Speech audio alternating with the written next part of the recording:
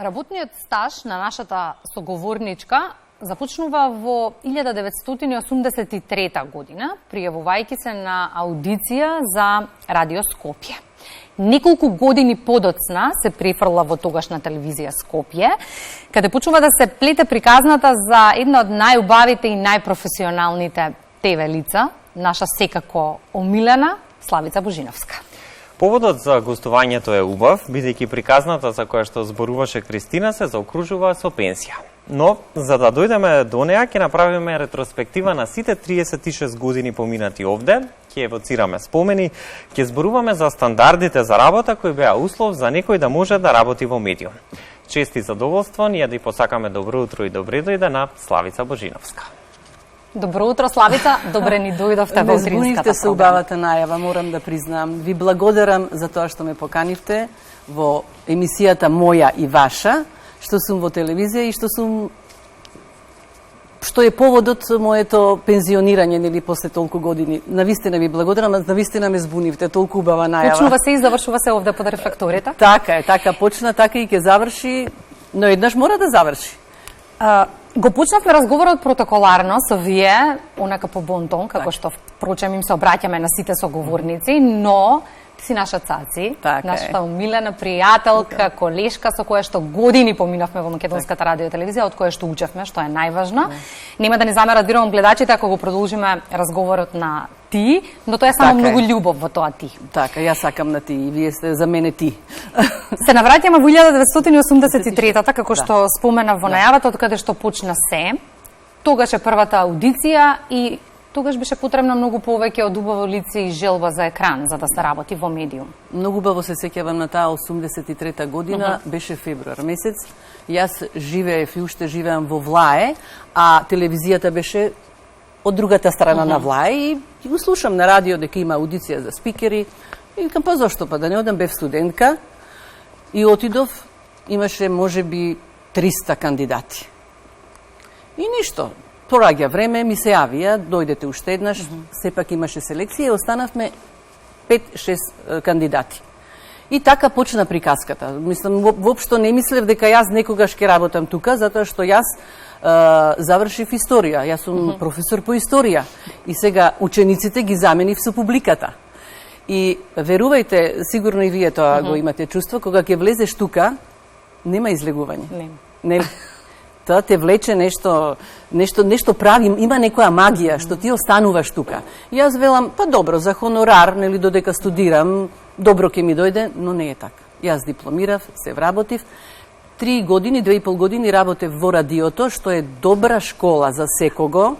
Тамо си опуштен, не треба да видиш како изгледаш и тоа е многу добро. Учиш на грешки на ова. Тоа сакав да кажам за критериумите.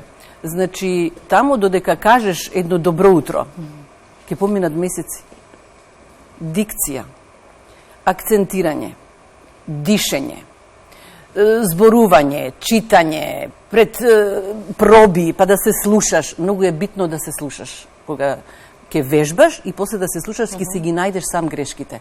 И тоа беше така сите праве, не само за мене. Постоеше школа. Значи, се учеше тамо дикции, учење, читање, полека, брзо, кој што има проблем, нели? И беше многу тешко ти да го кажеш првиот збор. Значи, многу се работеше со сите, дали беа спикери или новинари. Многу се работеше и мислам, тоа ми беше почетното нешто и ја ја засакав многу таа професија. И еве, верувајте, после доказ. 36 и 2,5-3, 39 години сум во оваа куќа. Славица, споминавте, рамо до рамо работевте со доаѓените на ТВ презентерството.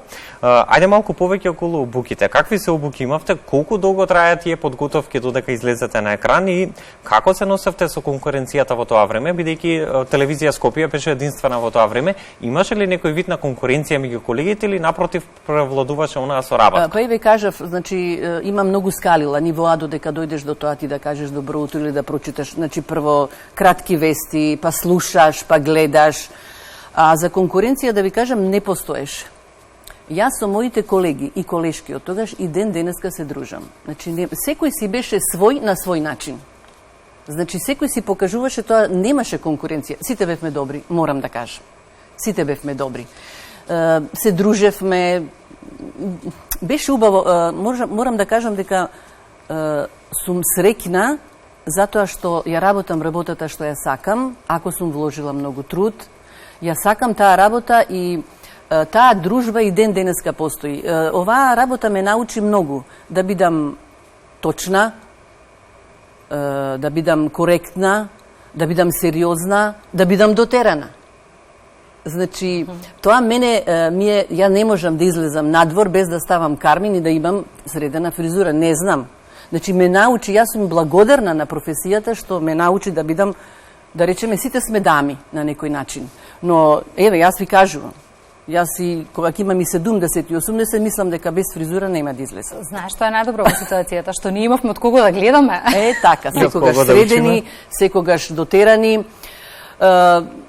Како да ви кажам, сите беа такви. И тоа беше некој стандард што мораше да се постави. А за конкуренција немаше, секој се беше добар на свој начин. Работата не прашува во каква емотивна состојба сме, ниту што ни се случува приватно, и тоа гледачите апсолутно не треба да ги интересира, и тоа е доказ практично за професионалноста. Но морам да прашам, еве, ако да навратам со времето, кој беше најтешкиот емотивно ден да се издржи, и од друга страна најрадосната вест која што требаше да им се соопшти на гледачите? Емотивни денови имаше, радосни вести, например, независноста прогласување на Македонија 8 септември. Како убав момент, да, убав момент. Но јас имав таа среќа или несреќа да бидам на утринските вести кога беше атентатот на Киро Глигоров и кога падна првиот авион на Палев. Тоа беше 8 март, убаво Како се се издржа тоа утре? Па тешко. Сите се узбуркани, нели, сите информациите не се како сега. Сега е многу лесно да дадеш до информација. Тогаш вестници читаме, па слушаме некои странски емисии, вести, заради тоа што немаше такви како сега. Сега е многу лесно. Информациите доаѓаат од час во час и само во студио носат листови. И читаш, и читаш. И тие се моменти ги паметам. Вестите во 10 часот, значи на тие 2 настана јас бев. И тоа ми е како тажни, нели, вести. Но имаше и убави, кажу. Независноста, ја спомнам. Независноста, да, тоа беше, нели, убав момент, убав ден, весело се. Нашата работа е тоа. Значи, вести има тажни, има весели, има обични и сите треба да се презентираат на начин за да гледачот го разбере тоа што го читаш. Не можеме сега да се смееме на некоја несреќа или некоја авионска несреќа имало многу. Значи, треба тоа да го знаеш, да го постигнеш. Кога ти ќе го постигнеш тоа, гледачите ќе сватат и ќе разберат. Не можеш само да им читаш ништо, нема да те слушаат, нема да те разберат. Значи, треба да ги дозираме исто така емоциите. Така. Треба да се дозираат емоциите и треба да се знае како се чита. Јас сум била одговорна, мислам дека во тој поглед сум била одговорна, не ми било тоа проблем, значи доаѓаш на работа, знаеш што треба да работиш, си ја работиш работата, не размислуваш дома дали детето ти е болно, дали нешто, затоа што готово одлетува мислата и фокусот, така. Да, фокусот е на друго место.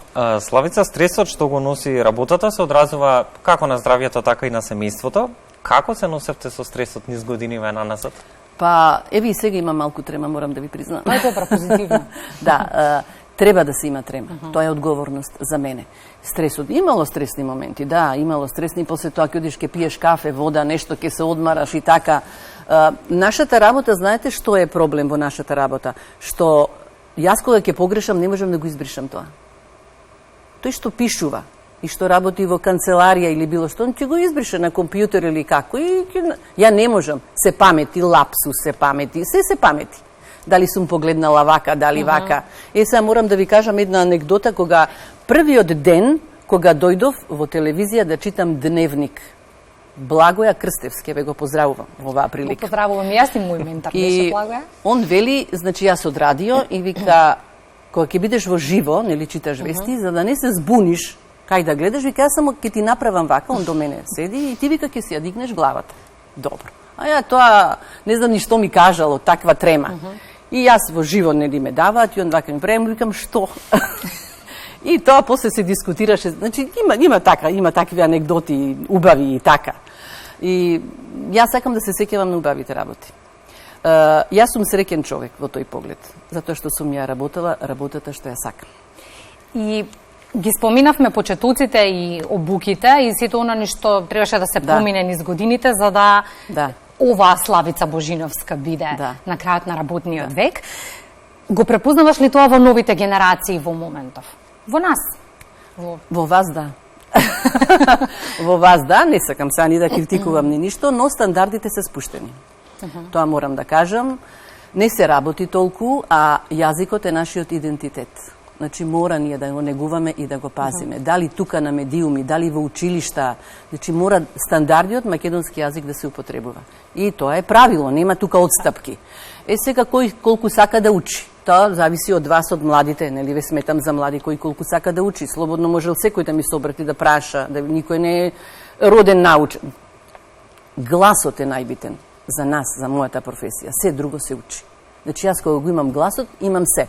И понатаму јас се образувам, се надградувам, учам, каде да земам воздух, каде да направам ова, каде...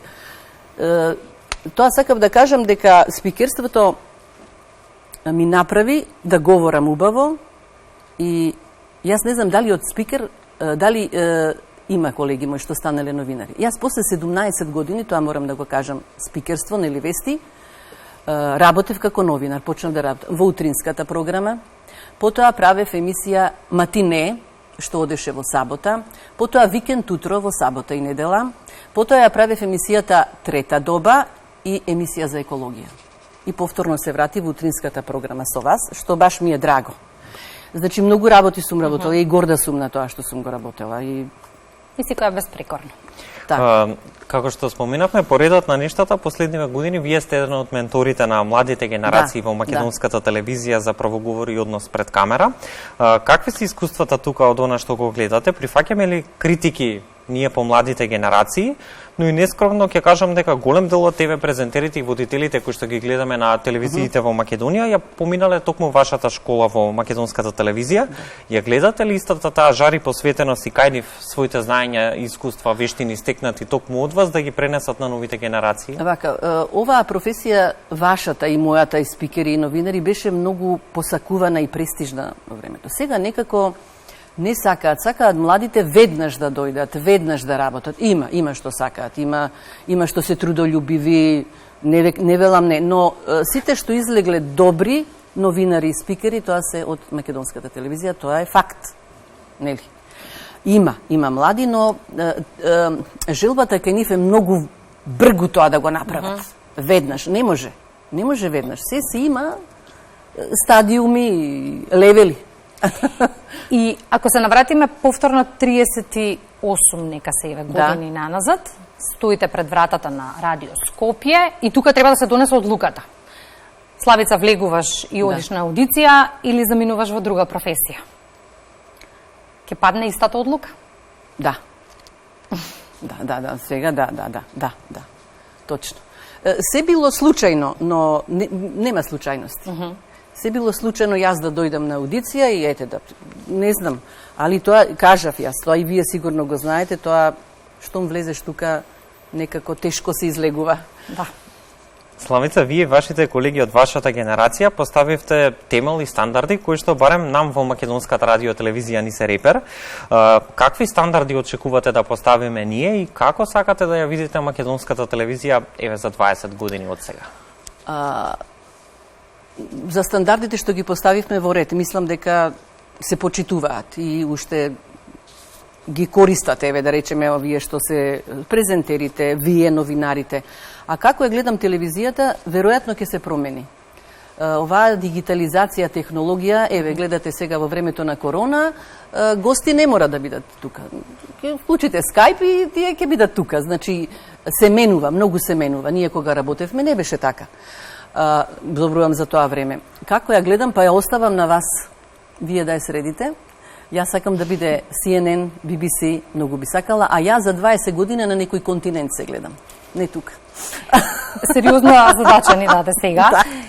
Вам би ја оставам. Имам уште многу прашања, Добро. Но еве уште едно некаде пред крајот на разговорот. Пензионерските денови се секако убав период кој што престои, кој што еве го одбележуваме. Предпоставувам ќе биде. Денеска со разговорот. За некого е навистина стресен момент, имајќи предвид дека започнува комплетно нова етапа од животот, но за некого како нас е можност да се изреализира се што е пропуштено сега како нас. Зборувам и јас за известно време кога ќе дојде тој момент, бидејќи самата професија медиумски работник подразбира многу жртва и откажување. Така. На што ќе биде фокусот за еден месец од сега? Вака сега малку од мојата приватност може да откријам. Па многу малку тоа сакаме, да. Ме чека убав период, следниот месец и натаму. Доаѓа мојот син из од Канада. Не се дојде ни 4 години и јас со нетрпение ги очекувам и сега сум во планови големи, така што не размислувам за пензионирањето. Значи тоа ми е сега предизвик. Значи на 5 доаѓаат и јас сега не знам што да правам. Краткорочните се краткорочните, долгорочните веројатно летото ќе го поминам тука некаде во Охрид, сигурно на море, не знам, ќе бидам релаксирана, нема да станувам рано, нема да имам каде додам да снимам или да правам прилог, тоа ќе бидам олабавена и ќе патувам. Сигурно ќе патувам. Ќе одамете во Канада. Но верувам дека и секако ќе не следите како што јас ако сакате и од таму ќе ви се јавам на линк. Сакаме, се сакаме. Да ви објаснам како е таму. Почнавме ние со најава. Да. Мислам дека нема потреба ние да одјавуваме, бидејќи имаме совршено лице за одјава. Ајде сега Цаци да те навратиме во моментите кога ти правеше емисии, кога ги почнуваше и завршуваше, кога седеше овде под рефлекторите. Ние се одјавуваме, да, ќе го пропуштиме овој пат на колешката Славица Божиновска. Еве. Почитувани гледачи, ви благодарам што ова петочно утро бевте со нас. Ако сакате повторно да не следите, тоа ќе го направите утре од 8 часот во саботното издание и од понеделник во редовниот термин во 6 часот и 45 минути. Ви благодарам уште еднаш.